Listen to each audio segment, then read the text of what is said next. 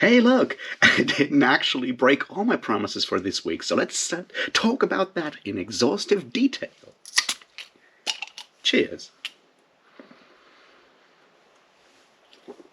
Welcome back, everybody, to Weekly Navel-Gazing, when I talk about all the things I wanted to do and then didn't do, and also explain what I read last week. And then I descend into rambling about, how life sucks and how capitalism is to blame for it, which is sort of what I do every day. Anyway, let's get started and talk about all the things I read last week. And there were quite a few, because I did finish up The Mists of Avalon, and I did read Jesse Weston's From Ritual to Romance, and I did read the first two and something books of The Warlord Chronicles by Bernard Cornwell. Those are The Winter King, Enemy of God, and, well, I'm somewhere stuck in Excalibur right now, but I expect it to be finished by the time this video goes up, so that's a lot of author last week, which means I'm getting close to the end of my research for the Arthurian video, and I can't wait to be done with it, because, man, I'm sick of Arthur at this point. It's just, I don't know. But yeah, Mists of Avalon, I don't like it, but there's a lot of interesting things to talk about, so I guess it's good for the video.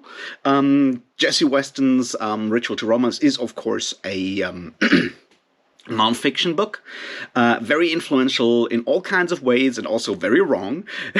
But that's part of the joy of this, is to look at bullshit anthropology and how it has influenced fantasy to this day. James Fraser is another one of these, and I have Margaret Murray's The Witch Cult in Western Europe lined up for reading this week, which brings us exactly to what I plan to read this week, which is The Witch Cult in Western Europe by Margaret Murray. It's probably like a half-day read. It's not that long of a book. And then there is obviously Spear by Nicola Griffith. I can't wait to get to this one. I expect this to be a highlight of Arthurian reading. I need one of those after the Bernard Cornwell stuff, which is also not very good. I mean, it's entertaining to read, but it rubs me the wrong way in a lot of ways. But for that, we will have to wait until the Arthur video. And then for, just joy, because I need some joy at the end of all of this, I will reread By Force Alone by Navi Tidar, which is a fantastic book. And if you haven't read it yet, do it, for fuck's sake. Anyway, so that's my reading plans for this week. Once I'm done with that, who knows? Possibly I'll go back and restart A Song for Arbonne, or maybe I'll do something else entirely. Who knows? If you have suggestions of what I should read, you can drop them down in the comment section, and maybe I'll discover something that I really wanted to read and have forgotten about, which happens a lot. So there's a good chance of that. Or maybe I'll discover something new that sounds like I really would like to read it. Who knows? So that's reading plans. There's obviously more academic stuff that will come up when I think about it, but right now I don't know. So there's that. Let's look at videos and stuff, shall we? Because I did actually put one up. Oh yeah, right. I did reread The Last Hero by Terry Pratchett last week as well. I guess I kind of forgot that. Which means I did make a video on The Last Hero. We're getting closer to me slightly catching up with where the Discworld read-along is that I'm doing. That means I made this video for book 27. A lot of people watched it. Usually Discworld videos do much poorer than anything else I do for reasons, but I don't know what those reasons are. Maybe Discworld fans are not necessarily online, or maybe Discworld fans really don't like my style. Who knows? But we're at book 27 there, and well, I still have to make videos on The Wee Free Man and, well, Nightwatch, but those will follow very soon. Oh, and The Amazing Maurice as well. Those will follow very soon. After that, it's Monsters Regiment, which is what we'll talk about on Sunday, I think. So if you want to join that, there's still time. It's sort of a standalone, so you can just read that one book without any prior Discworld knowledge, so maybe you want to join us. It's a fun book in a lot of ways, so there's that. And so yeah, one video. And I did start recording the Arthur video, the long-ass Arthurian Sunday School video. I started the first part, I recorded the first part. I mean, in fact, I did record a full version like 3 weeks ago, and then realized that that I need to do differently. And then I re-recorded, recorded the first part of the new version, and I showed it to some friends, and I'm fine with that. I think it works. I just want to re-record it again to tighten up some of the performance, but in general, that part works. And the second part, I'll probably record today or tomorrow as well. And then we get into the fun part, which is like individual talks about all these individual Arthurian retellings that I talked about, and then a summary, which, if all goes as planned, which rarely ever happens, means that next Sunday there's Sunday school, and it will be about King Arthur, and it will probably be like 2 hours long, because it's a long one. let me tell you, it's a long one. Beyond that, yeah, I guess I plan to make some videos on more Discworld stuff, which is easy because, you know, Discworld videos come easy to me because I like those books, and yeah. Guess next one will be Amazing Morris. Maybe I'll get it done tomorrow, maybe Wednesday, who knows. But it's something that I'm definitely planning to do this week. I am still working on the huge Brandon Sanderson culture industry project, but I feel that might slip into next week because, you know, 2 large videos in 1 week is probably too much to work on, and I need to focus on one. Can't do both at the same time. It's just how my brain works. I wish I could, but it doesn't really work that well. So unless I get like a huge like inspiration and I'm like, yeah, and then I just sit down and record the whole fucking thing in one go on, say, Wednesday, it'll probably slip into next week, just so I can, you know, be sure that it actually works the way that I want it to work. Who knows? So that's video plans for now. There's obviously other ideas that always come and go, and we'll see how that goes, but for now that's basically my plans for videos this week, and I hope I can at least get some of those done.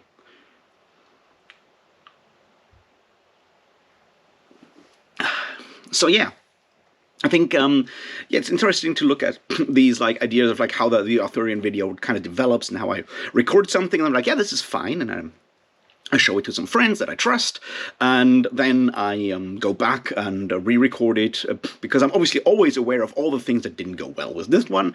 I think most of it is perfect, but I spend a lot of time looking for like words, searching for words and ideas while recording, because obviously all of this stuff is like improvised, and that's kind of where I think I can do better than I did. You know, just tighten it up, make possible jokes land a bit better, make the whole thing a bit more coherent. Now, obviously, that's something I could fix in editing, if I could edit, which I can't.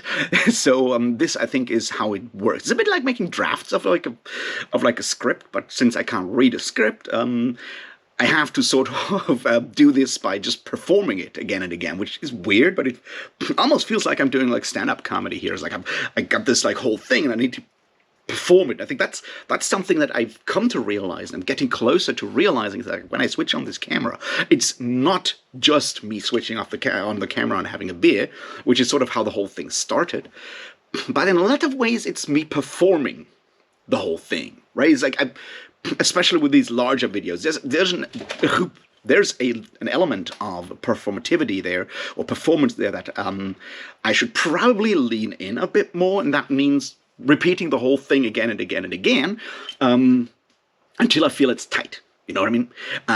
And that's sort of where I'm stuck with the Arthur video right now, because, yeah, that one I have high hopes for, because I feel like if it comes across as like, you know, even halfway as much as I think it should, like, be the thing in my brain, if it's halfway that good, it will probably be sort of like one of the best, if not the most detailed video on Arthurian literature, this side of actually going and reading an actual book on it or going to university. That's sort of the goal there, which is a lot of hubris. But then I've spent a lot of time reading this shit, so maybe I can pull it off. Hopefully it's entertaining enough that people actually, you know, check it out. Who knows? It's yeah, at this point I just want to get it over with so I can return to talking more Sunday school stuff in a more, you know, reasonable way, I guess, and then return to the other projects in a way. And that performance stuff doesn't necessarily come easy to me, because I've never really thought of myself as you know, a performing kind of person, and that kind of leads me to like something that I've been thinking about a lot, like how much of this is me coming to terms with like who I am. And obviously, as I said, there's a lot of mental health issues going on, and some of these things have come to like another head this time, this last week, and sort of in a lot of ways. But I feel like the dark, like the really difficult part with that I have like still struggle with, and that I still struggle with, is to realize who I think I am, who I want to be, and failing at those things. And I think that's like sort of what drives me to do all kinds of weird things and figuring shit out on the side, or being just really depressed. Because if you know, I have this image. I guess all of us have these images in our brain of like who we are, right? It's like we project this idea of like ourselves in, you know, we create this idea of who we are. It's like, I don't know, really good at maths and really, you know, active life, or a good husband and father, the things we believe are our strengths and our weaknesses, and the things we want to achieve with those kind of things, right? We all do that. Sort of intuitively, I think. And depending on how we feel and how bad our depression is, there's probably more weaknesses in like things that we are aware of that we're not good at than things that we think we are good at. At least it's the case for me. I feel like I have very few strengths, like actual. Where I said, this is what I bring to the table. An ability to drink a lot of beer does certainly count as a bonus in some cases, but beyond that, I struggle to find things where I would say these are my strengths. And when you then realize that some of these strengths or things that you thought you are, you actually fail miserably at, then that kind of goes to the heart, or like the root of your self-image. And in a lot of ways, that's something that I struggled with like over the last year, right? It's like I always thought of myself as being fairly good at communication, right? Talking to people, something that I feel I can do, sort of, most of. And then, like last year, when I got, you know, burned out, depressed, or whatever it is that I'm struggling with, that's the thing that I failed at, like actually talking to people, answering messages, answering emails. That's the bit that suddenly I couldn't do anymore. But that was like at the heart of what I thought I could do, what I could actually do, you know, beyond anything else. Like, hey, I can talk to people. Maybe some of them will even like me. Most probably not, but you know what I mean. And then suddenly I couldn't get up and write an email, which breaks a lot. And I'm still like trying to get back from that. There's so much that I didn't do last year, like not pay bills, not reply to invoices, not reply to anything. Like just stopped acting completely, you know, not shipping out packages, orders and stuff like that. And the problem with that is that if you don't do that, it just like piles up, and those have like, they have like actual real world, you know, consequences that go beyond someone is pissed that you didn't answer their email, because there's suddenly money involved, because it's a business that I sort of run the label, and that's where the whole thing gains this other dimension, where suddenly it's like, yeah, I have open bills that I didn't, you know, pay, and they are sending debt collectors after me, which they do. And then you need to figure out how to solve all of these piled up problems that never would have appeared if I had just, you know, been slightly more organized, or found a way to keep the system running while I just like collapsed. And I'm still struggling with that, because it's very difficult to get out of that, to dig out of that, because it has the combination of having to find a lot of money that I don't have to pay back stuff that I should have paid like years ago, and not years ago, but a month ago or whatever. That financial side, but on the other hand, there is, because it's like very small business kind of stuff, there is a personal level involved there as well, where people are pissed. So I have to get both of these figured out.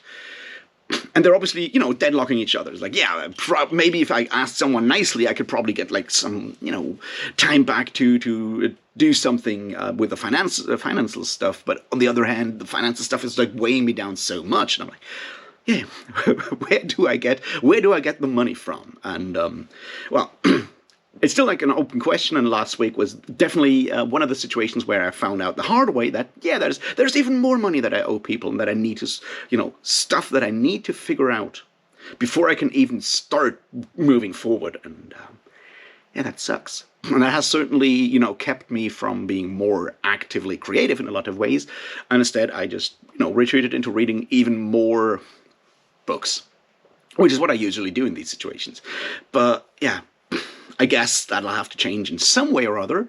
I just wish I knew how, because, you know, As much as I know that it's basically about me getting off my ass and, starting to do things, yeah, that's not always the easiest thing to do. So I'm still kind of struggling with that because, as I said, like a lot of that went to like the heart or the core of like who I thought I was, especially since that's basically the part with like the music part of my life, right? It's like if there's like two main things at the moment that drive me is like, or like we're part of like my self-image is like being part of the metal scene and being part of like heavy metal underground and doing all these things, and on the other hand, talking about fantasy books and literature and philosophy and stuff. And I'm on the one hand, the philosophy stuff and the academic reading stuff got way better over the last, I don't know, year, half year, like since November, I would say, with, doing research for the anti-Semitism videos. Of like, I'm thinking a lot more about academic stuffs again. I got like way back into that groove of reading academic texts and thinking about them and devising hypotheses and shit like that. I got way better at that again, which makes sense because it's sort of like a mindset that you need to get into. It's a lot of practice, I think, which is, partly to be important. It's really important for me because I don't want to say I'm smart or intelligent in any way.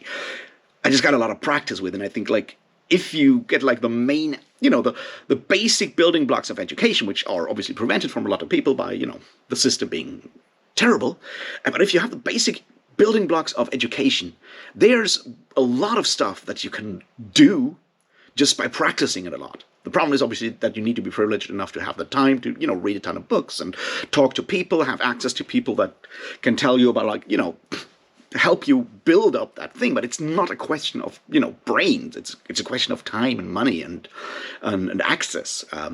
And yeah, I just got that. I mean, I had that access for all my life, and I did abandon it over the last 2-3 years during COVID, and I'm glad I got it back because it's something that I really enjoy. Reading and making ideas, building ideas is something I really enjoy. I wish I had a way to actually, make something out of that, but there we are. But at the same time, that because of the associated issues with the heavy metal stuff, it's like I feel like I'm losing touch with that part of my identity in a lot of ways, and that is like really hard to accept. But on the other hand, it's like now that festivals and concerts are back, I don't have the money to go there. I can't go back and be part of that scene at the moment, which really, really hurts. And I'm trying to figure out all of these kind of things, but let's just say, basically, there's this issue where I would need, like, if I had, like, someone gave me a bunch of money, I could pay off all my debts and start basically with a blank slate. That would be perfect. Now, does that mean that I would be in a situation where I, would not fuck up again? Obviously not. But I feel right now the knowledge of that baggage is very much holding me, locking me in a lot of ways, and that's something I need to find a way around. But it's very difficult to do that because, asking for money is hard, and getting a job that would pay that kind of money is also impossible for me right now. It's like, it would be so much easier if I had like an answer for that, but I don't. So I'm just like struggling on and just reading more Arthurian texts and getting more and more angry. But all of that being said, I did read a lot last week, and I did make one video, which is a small step back into normality, I guess. I hope I'll make maybe 2 videos this week, plus the long Arthurian one. So we'll probably, hopefully getting closer to being a better person again. Who knows? Maybe I'll even manage to answer a bunch of emails and getting that piled down some more. But yeah, I mean, that's part of the problem. Is like in your brain, it's so easy to just like sit and wait for some sort of miracle, but miracles don't happen, as far as I know. Or if they happen far away and a long time ago.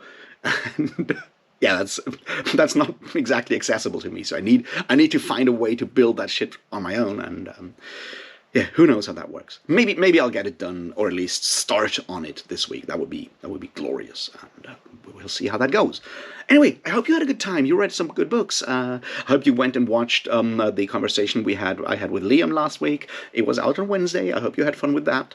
Thanks for watching the Discworld video if you did. if you didn't, or if you, or whatever, if you have ideas of why Discworld videos do so poorly, let me know in the comments. I would be very, very interested in your thoughts on that. And then there is one thing more that I'm trying to figure out. It was just like an idea, and I would like your input, your ideas on that, your thoughts on that. And that is, what with me working more on these, different drafts of videos by re-recording bits and pieces again and again. I did that for the Arthurian video, for the anti-Semitism video, and I had a couple of friends watch those before to look at, if they worked, if there's something I did wrong, if there's something offensive in there, because, it's a bit of a sensitive topic.